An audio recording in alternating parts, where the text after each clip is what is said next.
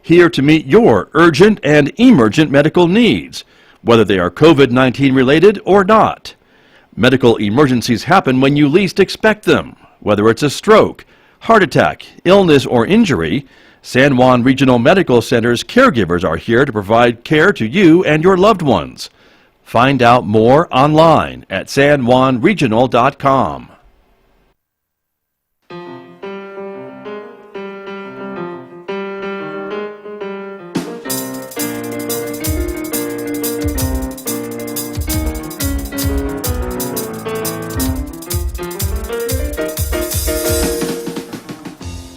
Ten minutes past 8 o'clock. It is Wednesday morning, August 25th, 2021. Good morning, everyone. I'm Scott Michlin. Thanks for tuning in to KSJE 90.9 FM over the air here, of course, in San Juan County.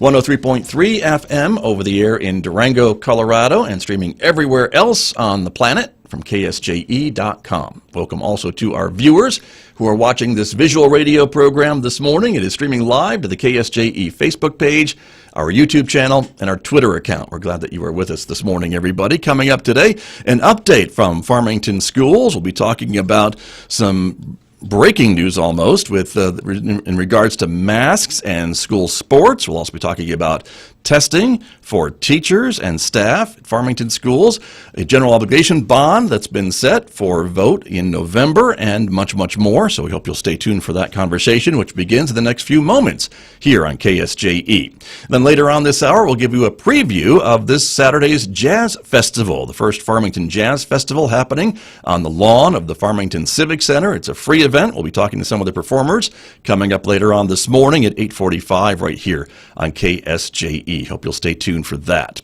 Then next hour, of course, Mick Hess will take us roving with the arts. And this morning, Mick is featuring the Netherlands Radio Philharmonic and Radio Choir on the program, performing at the Concertgebouw. You'll be hearing that coming up today, next hour, beginning at 9:06 on KSJE, a special 90-minute program, because that'll take us to 10:30. And right on Four Corners, our local and regional author program.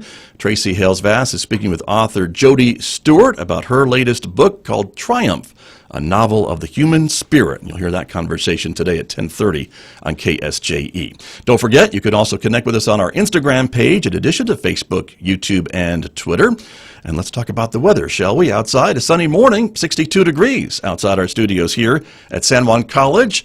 We're expecting a mostly sunny day today with a high of 92 this afternoon. Clear tonight, the low 59, and then a chance of a scattered shower or thunderstorm back in the forecast for the next several days, with daily highs in the low 90s for Thursday, Friday, and into the weekend, and overnight lows right around 60 degrees. Well, let me introduce my guests who are here with me this morning, as I mentioned, from the Farmington Municipal School District. Back for his regular update with me. Always great to have him here. Dr. Eugene Schmidt is here, Superintendent of Schools with Farmington. Good morning, Dr. Schmidt. Scott, good morning, and good morning to all of our listeners. I'm really excited to get into this show. Okay, very good. Well, get ready, because here we go. Also joining us is the district's Public Information Officer. Roberto Taboda is here. Good morning to you. Good to have you here. Good morning, Scott. Thank you for having us. You bet. Thanks for coming in.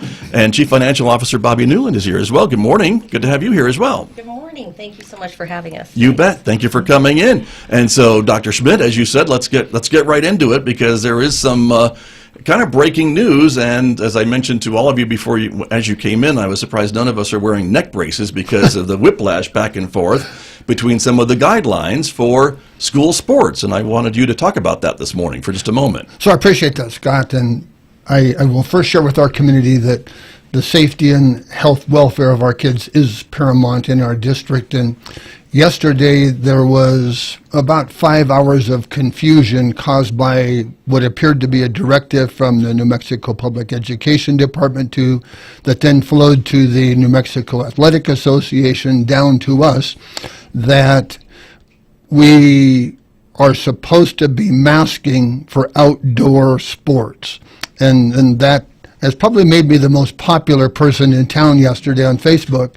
But I want to share with our community that we do what we can to honor and follow the guidelines that we are giving to the Public Education Department. And so Roberto is here to help us try to understand some of the timeline. But we were sent a directive. The New Mexico Public Education Department calls it a toolkit a COVID toolkit guideline.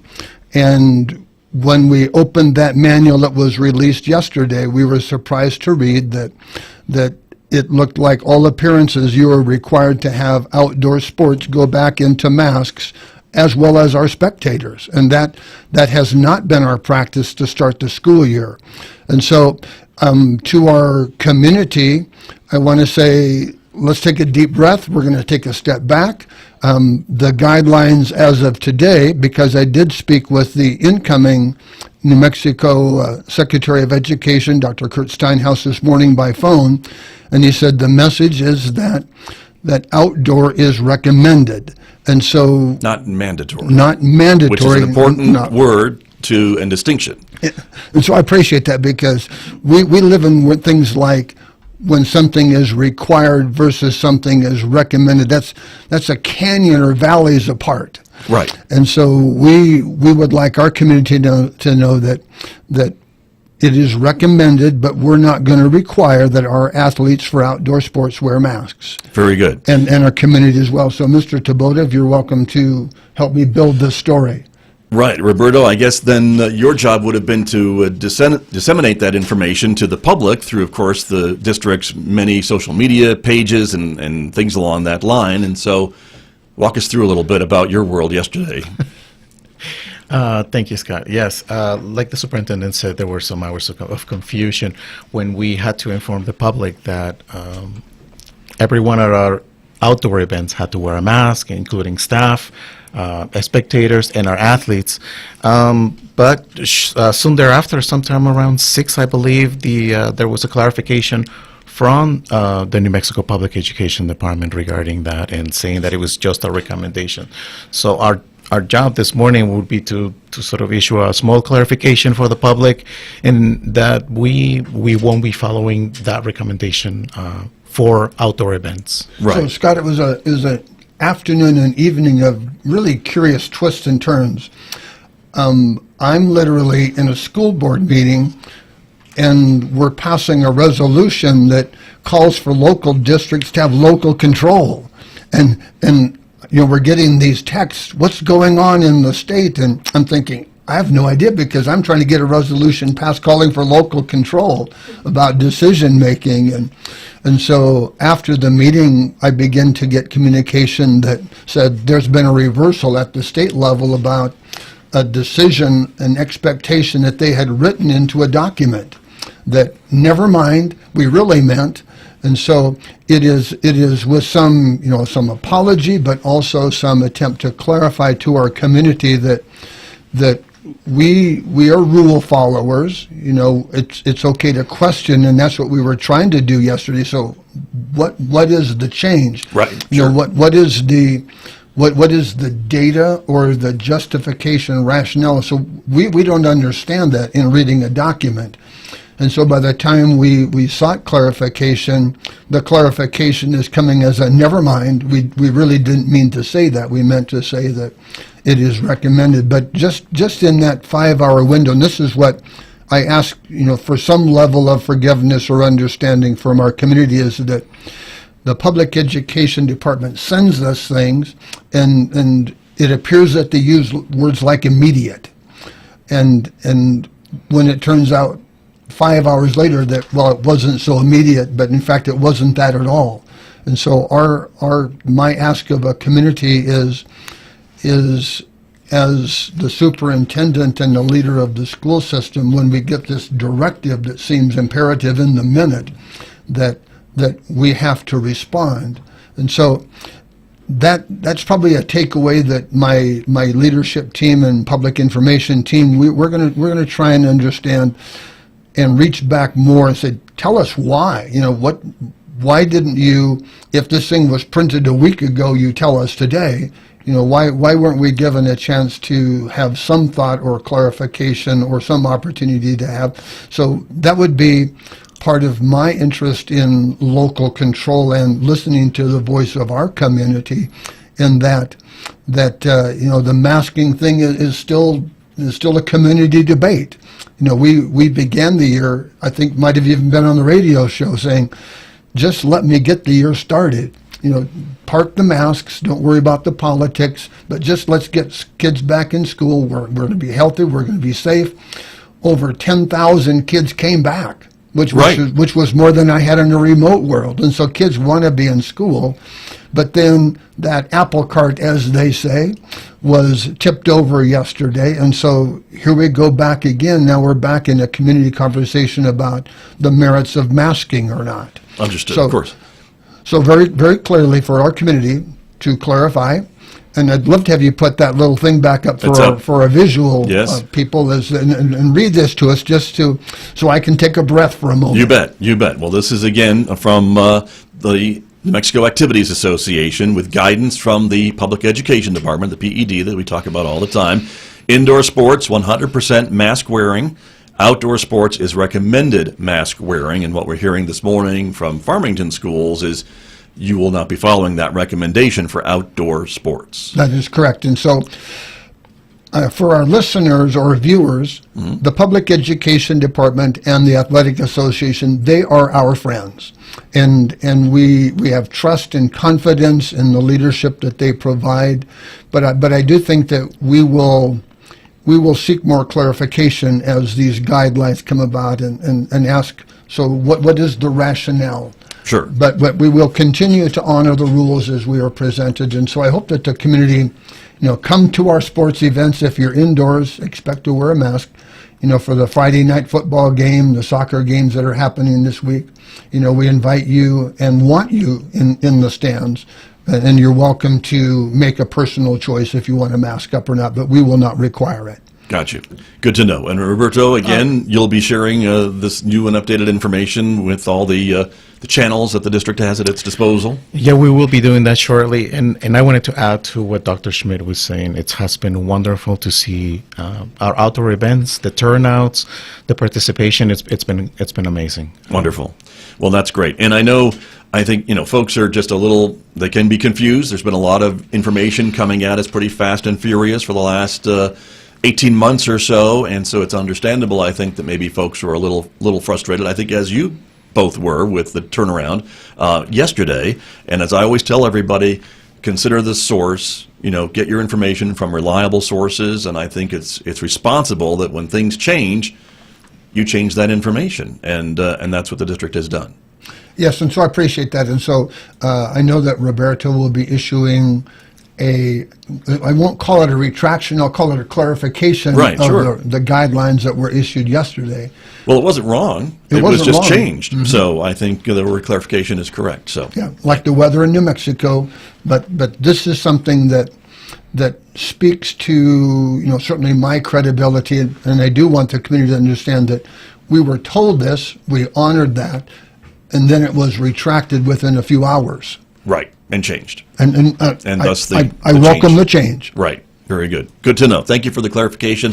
I think it's important that the community hear from you about that and why it's so important, again, to put that out there in the correct way. So thank you. And Roberto, thank you for coming in and explaining your part in all this, too, because I know almost as a journalist, you want to get the information out as quick as you can to your audiences. And if it's wrong, we all feel a little cringe when that happens and having to clarify or change or update that information. So I get it. We do. Thank you, Scott. Thank you. You bet. You bet. Dr. Schmidt, let's talk about those more than 10,000 students that came back to school. But I also want to talk a bit about the testing, too, that you've implemented for your staff, right? And that's another thing, along with COVID, that is something that we should update today as well. So with frequency, the New Mexico Public Education Department updates what they call their COVID-19 toolkit.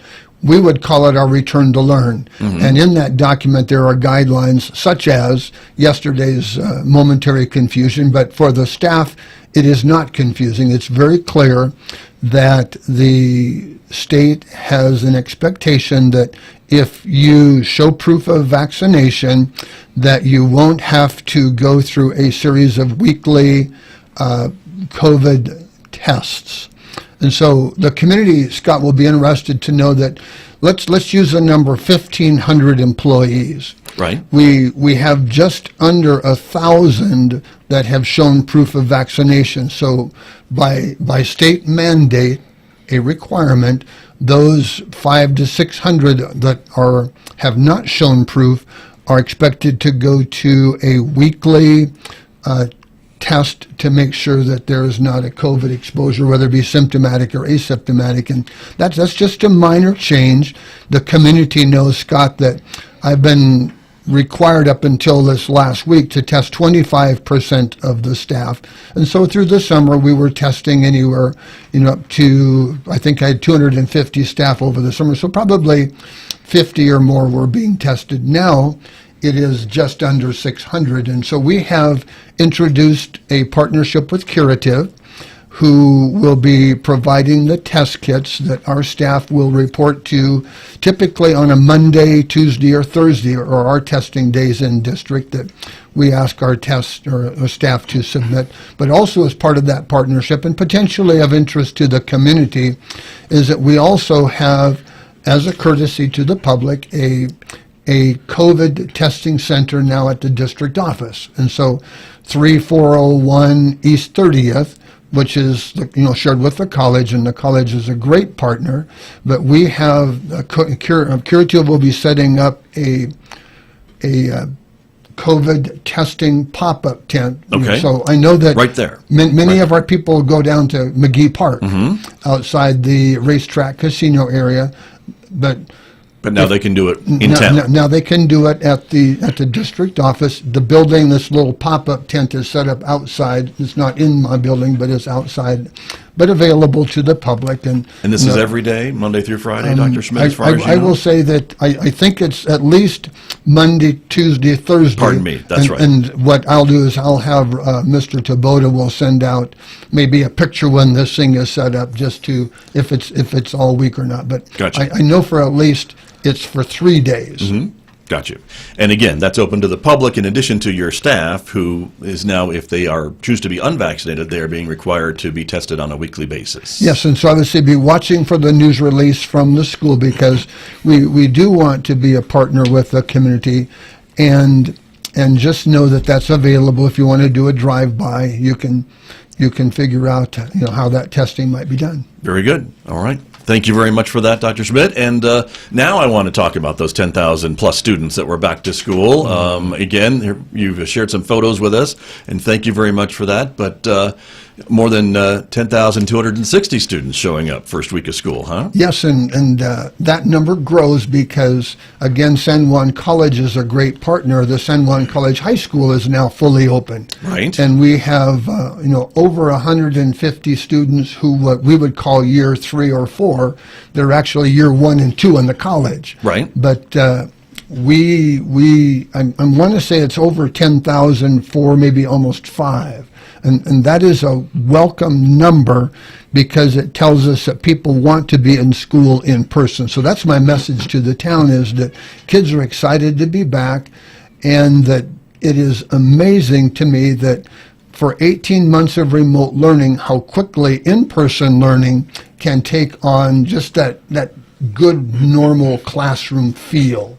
And so it is exciting. And some of the things that are going on, just to show you how quickly we are launching back into normalcy, is that we're really trying to focus on building partnerships with the community. For the non-viewers, there's a picture of a mock job interview. We had 55 seniors came to central office and were interviewed by downtown businesses in what would be a mock interview. Right. But in a similar exercise last year, 15 kids got hired.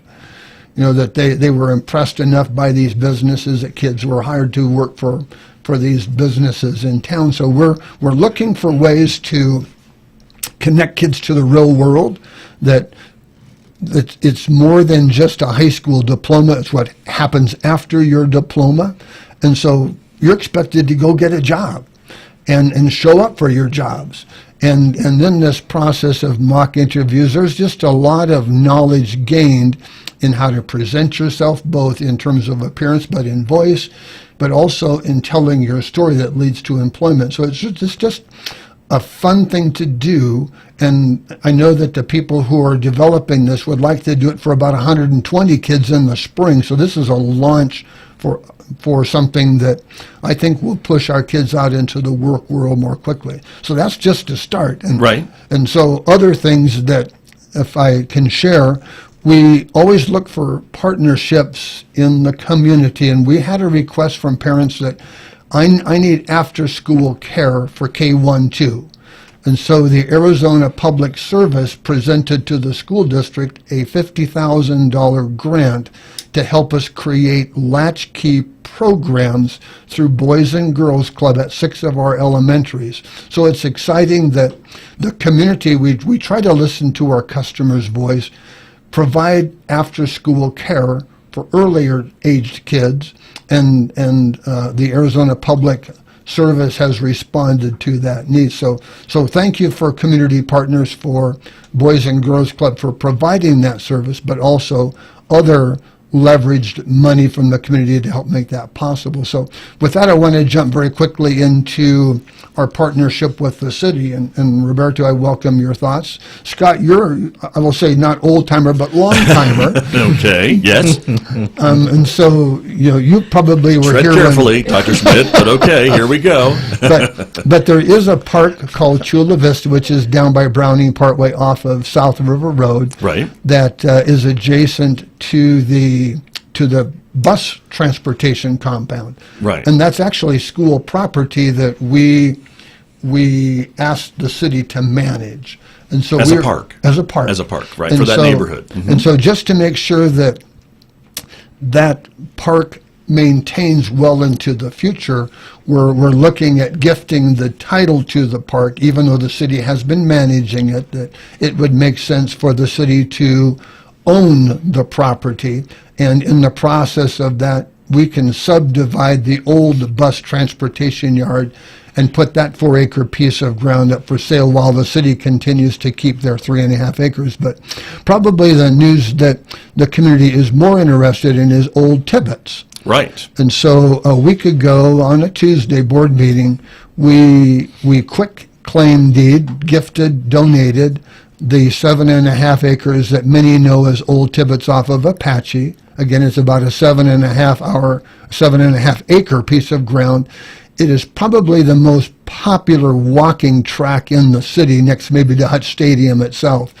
But people just can walk the tracks, and just think about the day in physical fitness. We have donated that to the city, and that it's their intent, and Roberto can help me talk about it, but it's their intent to make just a wonderful new park idea to the city. So Roberto, you're welcome to share a thought. Sure. Thank you. Yeah, the city is referring to it as an all-ability park, and it's a big project.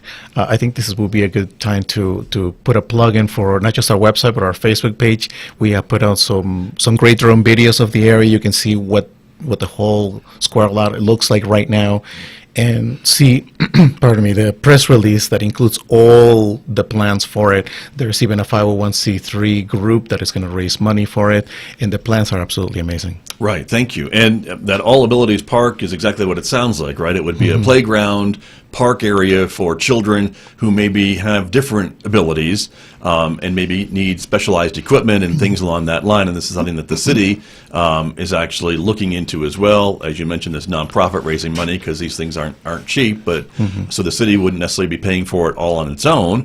But thanks, I think, to the donation, the generous donation from the school district of this piece of property, that takes out at least the paying for a piece of property to do this, to make this happen. Yeah, the exciting part is it's been a 3-year conversation, and I appreciate the patience. Mayor Duckett, certainly Tommy Roberts may well have been involved in these in the early days, but Right. but City Manager Mays and Assistant Julie Barrett had some really positive conversations about how do you repurpose property that right now the school district does not need but wants to preserve as a green space for the community. Sure. And I would say that with the renaissance or reconstruction of old downtown, that piece of property becomes of even greater value in the longer city vision for what the future of, I want to call it, old downtown might be.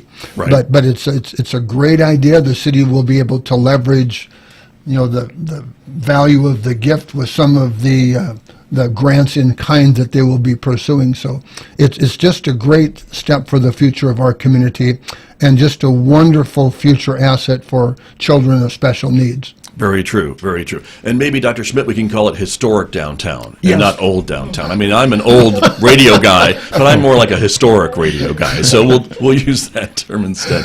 But yes, and I know that the Weaver Library is part of that donation, right? That is the remaining building on that property in addition to the track, and then there's some empty space where the actual Tibbetts School used to be, which has been torn down, but all that is part of that donation. That is correct. The whole 7.5 acres, including the Emma Weaver Library, and we will honor that legacy and that story as the city finds a reason to repurpose the building for their needs. Very good. And the next question probably needs to go to the city, I guess, as to their plans and their timeline for this All Abilities Park and things along that line. So I will just say to our audiences, stay tuned for that, because we'll be talking about that with guests from the city here in the not too distant future. So very good. Well, and let me bring in our other guest who's been patiently listening to us this whole morning, Bobby Nolan. Good morning again, and thank you for being here as Chief Financial Officer.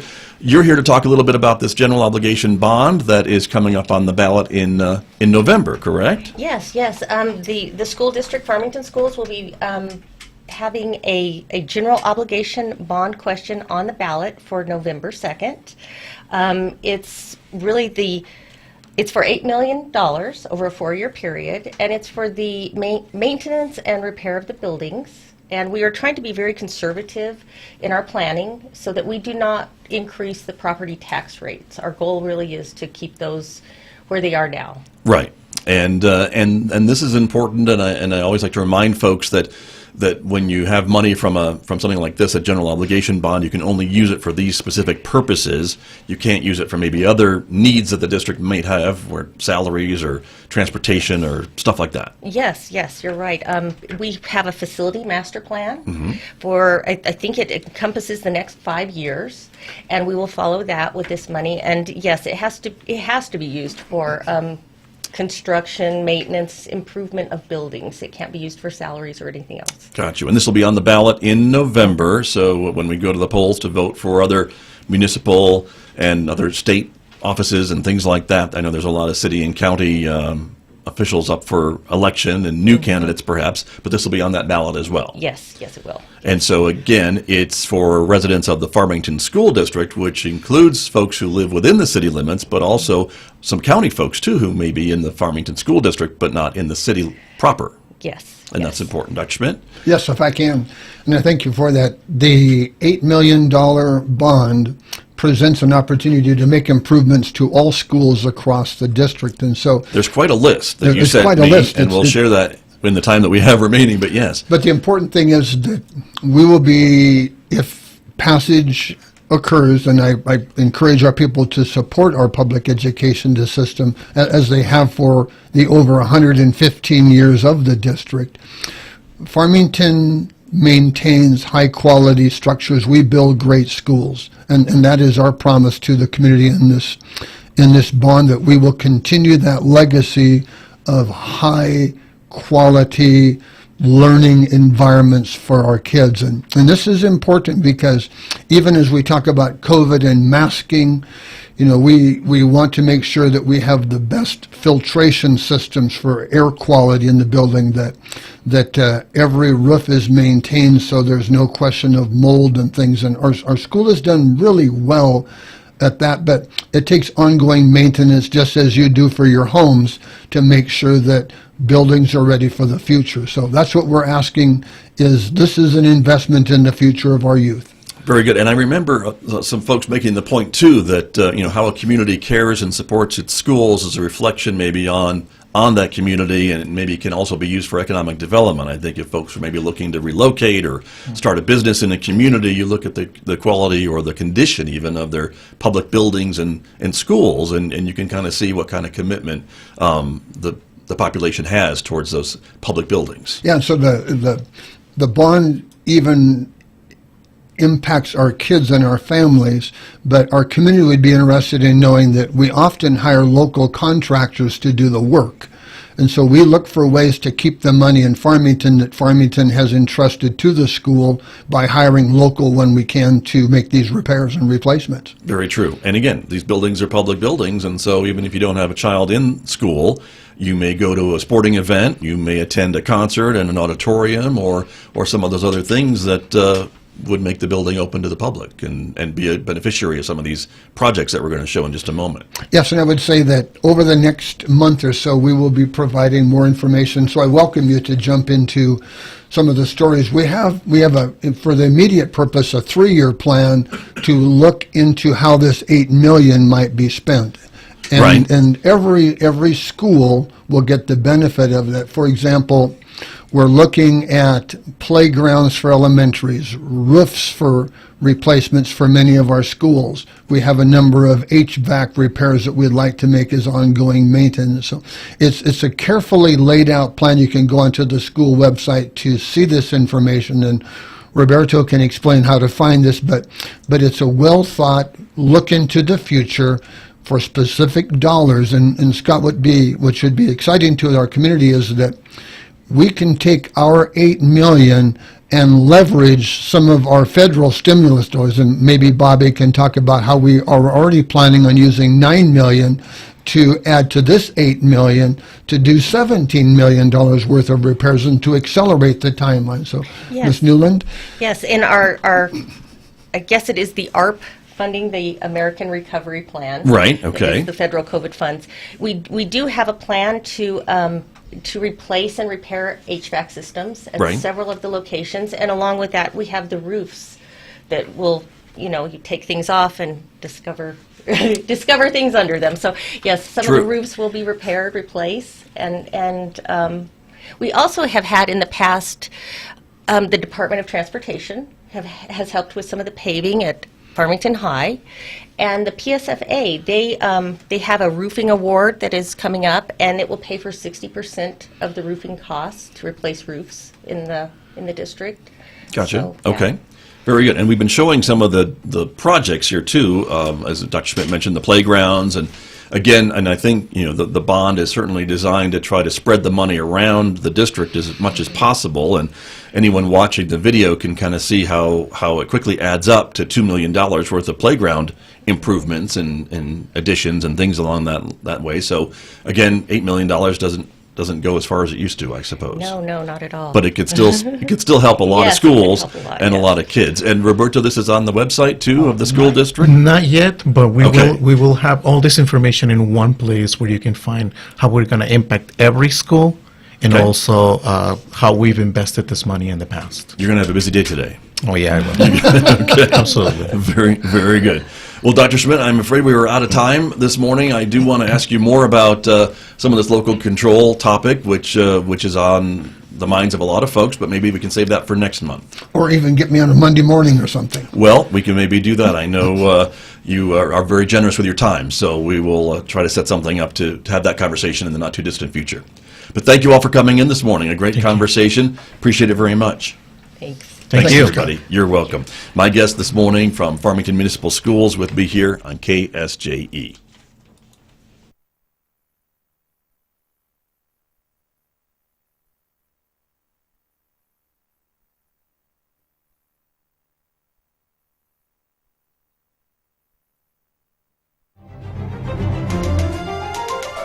Hi, I'm Tracy